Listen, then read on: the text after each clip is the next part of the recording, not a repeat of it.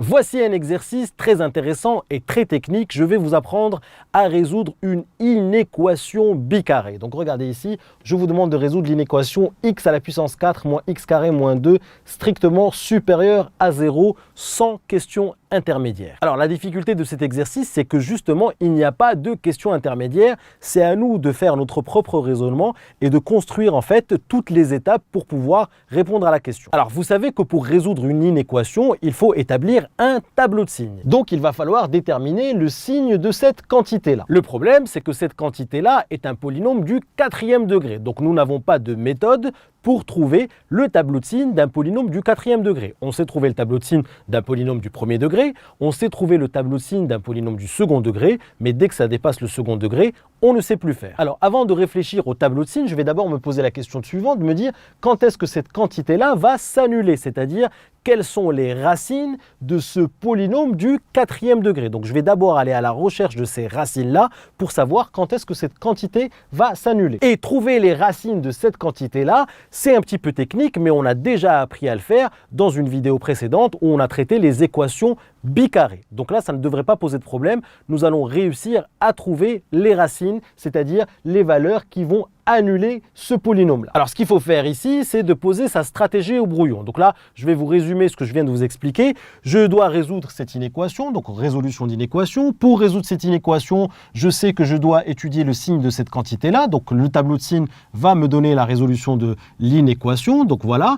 Le tableau de signes de cette quantité-là, je regarde, je me dis, bon, ben, c'est un polynôme du 4e degré et je me rends compte que pour pouvoir étudier le signe de ce polynôme du 4e degré, il va falloir que je cherche ses racines. Donc là, il va falloir trouver les racines. Donc les racines de ce polynôme, je vois que c'est un polynôme du 4e degré et je pense à la résolution de ce qu'on appelle les équations bicarrées parce que là, il n'y a pas de terme en x cube et il n'y a pas de terme en x et ce sont des choses qu'on a déjà vues ensemble. Donc résoudre l'équation bicarrée, laquelle l'équation bicarrée, ben, c'est x4 moins x carré moins 2 égale 0. Il va falloir résoudre cette équation bicarrée pour trouver les racines de ce polynôme.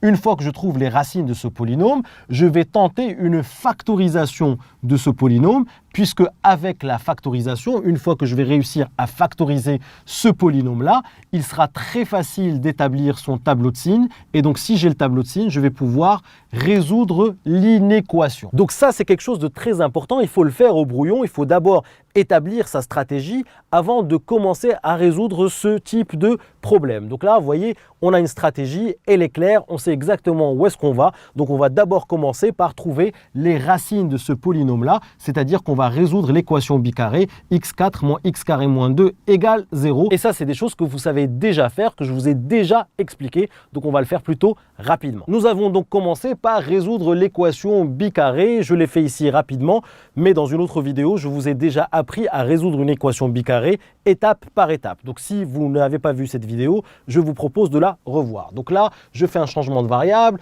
Je sais que cette équation bicarrée que j'ai appelée E, elle est équivalente à grand X carré moins grand X moins 2 égale 0 et que grand X est égal à petit x au carré. Très bien, donc j'obtiens ici une équation en grand X qui est une équation du 2e degré. Je calcule mon delta, j'obtiens ici 9 de cette équation du 2e degré en grand X. 9 est strictement positif, donc je vais trouver les solutions de cette équation en grand X, moins b moins racine de delta sur 2a et moins b plus racine de delta sur 2a et je trouve moins 1 et 2 et je peux vérifier rapidement que ces deux solutions, ces deux racines-là sont bien exactes en multipliant la première par la deuxième et d'obtenir c sur a. Donc moins 1 fois 2, ça me donne moins 2, c sur a c'est bien et ici, regardez quand je vais les additionner, ça doit me donner moins b sur a, donc moins 1 plus 2 va me donner 1 et moins b sur a va me donner bien 1. Donc là, ce sont les bonnes valeurs. Alors maintenant, je dis que grand X est égal à moins 1 ou grand X égal à 2 et je n'oublie pas de dire que grand X égale x carré. Je reviens à ma variable de départ, petit x carré, donc comme grand X est égal à moins 1, cela veut dire que petit x carré égale moins 1 ou grand X égale 2, donc x carré égale 2. Cette équation-là en petit x n'a pas de solution parce que 1 carré ne peut jamais être négatif dans le monde des réels. Et ici, x carré égale 2 me donne x égale racine de 2 ou x égale moins racine de 2. Ce sont des choses qu'on a déjà appris à faire et qu'on maîtrise très bien. Donc ça veut dire que les solutions de cette équation bicarrée, c'est racine de 2 et moins racine de 2, on dit aussi que ce sont les racines de ce polynôme-là. C'est-à-dire ce sont les valeurs qui annulent ce polynôme. Donc là, si vous voulez, on vient de trouver les racines de x4 moins x carré moins 2 en résolvant l'équation bicarrée. Donc cette étape-là, on vient de la faire. La voici, elle est faite. À quoi va nous servir cette étape? À factoriser le x4 moins x carré moins 2. Et ça, on va en parler tout de suite. Comment factoriser un polynôme du 4e degré quand on connaît ses racines? Voici donc le raisonnement concernant la factorisation de x4 moins x carré moins 2. Alors, je dis que racine de 2 est une racine de ce polynôme-là, donc par théorème, x4 moins x carré moins 2, c'est-à-dire ce polynôme-là, peut se factoriser par x moins racine de 2. De même, moins racine de 2 est aussi une racine de x4 moins x carré moins 2, donc ce polynôme-là peut aussi se factoriser par x moins racine de 2, c'est-à-dire par x plus racine de 2. Donc x4 moins x carré moins 2 va pouvoir être factorisé par x moins racine de 2 et aussi par x plus racine de 2 fois un polynôme ici dont on va parler tout de suite. Alors je vous rappelle tout simplement que quand vous trouvez une racine d'un polynôme, par exemple ici j'ai trouvé racine de 2 qui est une racine de ce polynôme-là, ça veut dire que ce polynôme-là va pouvoir se factoriser par x moins racine de 2. Moins racine de 2 est aussi une racine de ce polynôme, donc ce polynôme va pouvoir se factoriser par x moins aussi cette racine-là. X moins racine de 2 va donner x plus racine de 2. Pourquoi? Parce que je vous rappelle que si x est égal à racine de 2, il va venir annuler ce facteur-là, d'accord? Racine de 2 moins racine de 2 va me donner 0 et donc va annuler ce polynôme. Si x est égal à moins racine de 2, moins racine de 2 plus racine de 2 va me donner 0, ça va annuler ce facteur-là et donc ça va m'annuler ce polynôme. Donc finalement, j'ai déjà fait la moitié du chemin, si vous voulez, x4 moins x carré moins 2 s'écrit sous la forme x moins racine de 2 x plus racine, fois x plus racine de 2 fois un certain polynôme ici. Alors je regarde les degrés. Je me dis que ça c'est un polynôme du premier degré fois un polynôme du premier degré. Donc le produit de ces deux facteurs-là va me donner un polynôme du second degré. Par quoi je dois multiplier un polynôme du second degré pour obtenir un polynôme du 4e degré? Eh bien c'est très simple, je dois le multiplier par un polynôme du second degré. Donc ce p de x là, ce n'est rien d'autre qu'un polynôme du second degré. Et voilà où me mène mon raisonnement. x4 moins x carré moins 2 va s'écrire x moins racine de 2 fois x plus racine de 2 fois un polynôme du second degré que je ne connais pas. Et je sais tout simplement que c'est un polynôme du second degré, donc a est différent de 0, parce que je sais que un polynôme du premier degré fois un polynôme du premier degré, ça me donne du second degré. Et pour obtenir du 4e degré, il me faut impérativement ici un polynôme du second degré. Donc ici, si vous voulez le challenge, ça va être de pouvoir déterminer le A, le B et le C.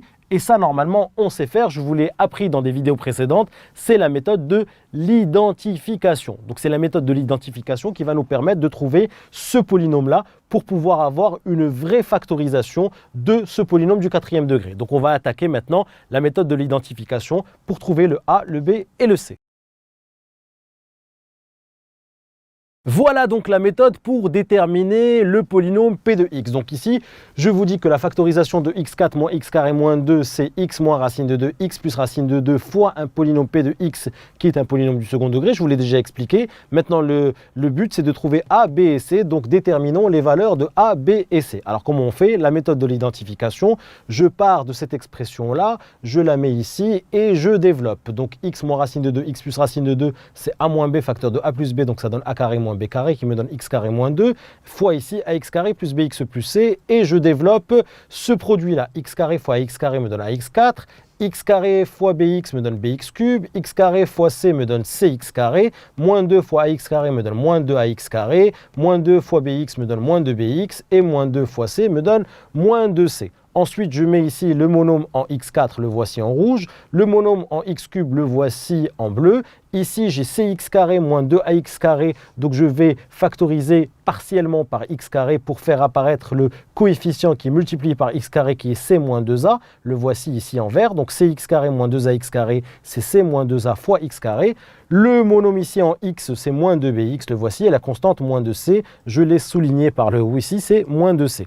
Une fois que j'ai organisé tout ceci, monôme du 4e degré, monôme du 3e degré, monôme du degré 2, monôme de degré 1 et constante, et je vais donc dire que ceci doit être égal à x4 moins x carré moins 2, puisque c'est ce que j'ai annoncé au départ. Donc tout ceci doit être égal à x4 moins x carré moins 2. Donc ceci doit être égal à x4 moins x carré moins 2. Et par identification des coefficients, je vais dire que pour que ça soit égal à ça, il faut que le a soit égal à 1. C'est ce que j'écris ici.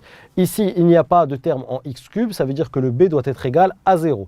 Ici, c moins 2a fois x carré, c'est moins x carré, donc c moins 2a doit être égal à moins 1.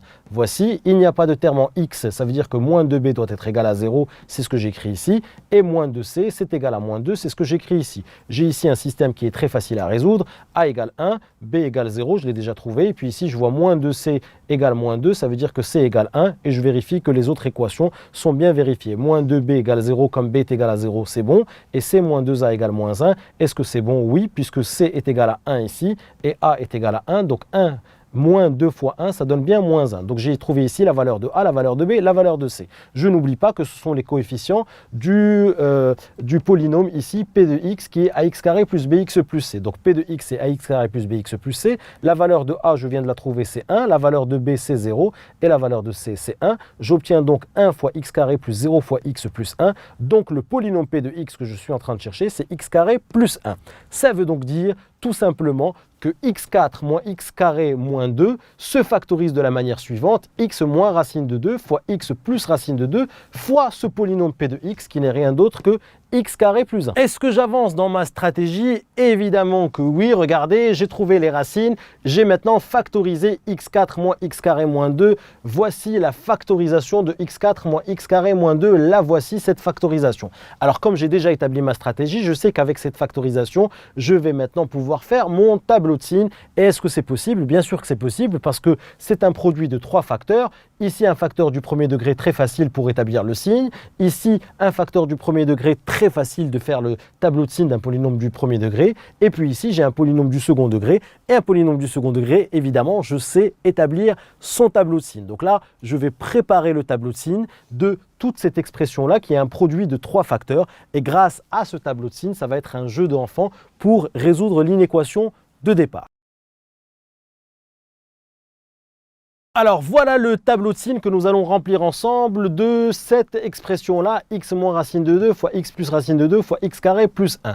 Donc je pose ici mon premier facteur, mon deuxième facteur, mon troisième facteur, et ici le produit des 3 facteurs. Donc très simple ici, quand est-ce que x moins racine de 2 va s'annuler? X moins racine de 2 est égal à 0 quand x égale racine de 2. Quand est-ce que x plus racine de 2 va s'annuler? X plus racine de 2 est égal à 0 quand x est égal à moins racine de 2. Quand est-ce que x carré plus 1 va s'annuler? X carré plus 1 est égal à 0, équivaut à x carré est égal à moins 1. Or, un réel au carré ne peut jamais être strictement négatif, donc cette quantité-là ne va jamais s'annuler. Donc je vais d'abord poser le moins racine de 2 et le racine de 2 ici pour pouvoir préparer mon tableau de signes. Je pose ici les valeurs que j'ai trouvées, c'est-à-dire que moins racine de 2, c'est la valeur qui annule x plus racine de 2. Racine de 2, c'est la valeur qui annule x moins racine de 2. Et on a bien vu que ce facteur-là ne s'annulait jamais. Donc, moins racine de 2, c'est ce qui va m'annuler x plus racine de 2. Donc, je reporte ici un 0. X moins racine de 2 va s'annuler pour x égale racine de 2. Ici, c'est un polynôme du premier degré. Donc, il suffit de prendre une valeur qui est après racine de 2. Prenons par exemple, je ne sais pas moi, 10. 10 moins racine de 2, ça va être positif. Donc ici c'est positif et puis ici négatif. X plus racine de 2, prenons une valeur qui est ici, qui est après moins racine de 2, prenons tout simplement 0. 0 plus racine de 2, c'est positif, donc c'est positif ici et négatif avant. Vous savez que pour un polynôme du premier degré va toujours s'annuler en une seule valeur et c'est soit négatif positif, soit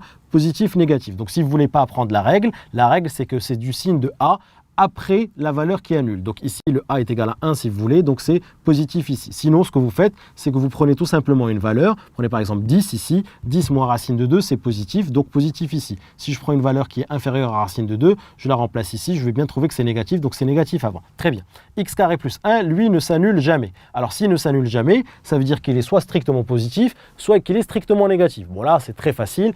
X carré, c'est toujours positif ou nul. Si je lui ajoute 1, c'est toujours strictement positif. Donc cette quantité-là, elle est strictement positive. Je peux donc reporter ici des plus et plus et plus. Si vous voulez, pour le rédiger, vous allez tout simplement écrire que quel que soit x appartenant à R, je sais que x carré est supérieur ou égal à 0. Donc, si vous voulez, x carré plus 1 est supérieur ou égal à 1, donc vous pouvez tout simplement dire que x carré plus 1 est strictement supérieur à 0. C'est très facile. Donc voilà le tableau de signes du premier facteur, du deuxième facteur et du troisième facteur. Alors pour le produit, c'est très simple.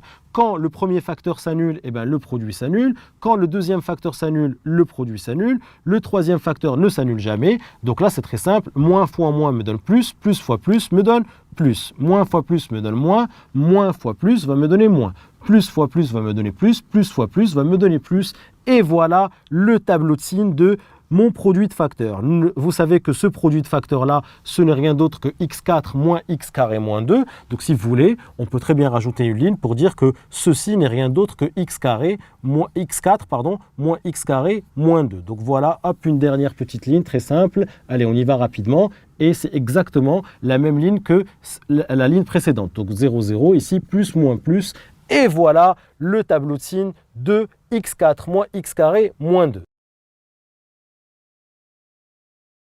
Et la dernière étape, évidemment, est un jeu d'enfant, puisque maintenant, vous avez le tableau de signes de votre expression, celle-ci. Donc, à partir du tableau de signes, vous allez, par simple lecture de ce tableau de signes, vous allez donc pouvoir résoudre l'inéquation. Alors, où c'est que c'est strictement positif? Eh bien, c'est strictement positif de là jusque là. Et ici, je vais exclure cette valeur-là. Et c'est aussi strictement positif de là jusqu'à plus l'infini. Et je vais enlever cette valeur-là qui est racine de 2. Donc finalement, l'ensemble solution, c'est tout simplement moins l'infini jusqu'à moins racine de 2 exclu, union racine de 2 exclu jusqu'à plus l'infini. Et c'est ce que nous allons écrire pour conclure. Et voilà cette belle conclusion, x4 moins x carré moins 2 est strictement supérieur à 0 si x appartient à moins l'infini moins racine de 2 exclu, union racine de 2 exclu plus l'infini. Donc voilà l'intervalle solution de cette inéquation que je peux évidemment aussi écrire sous forme d'inégalité.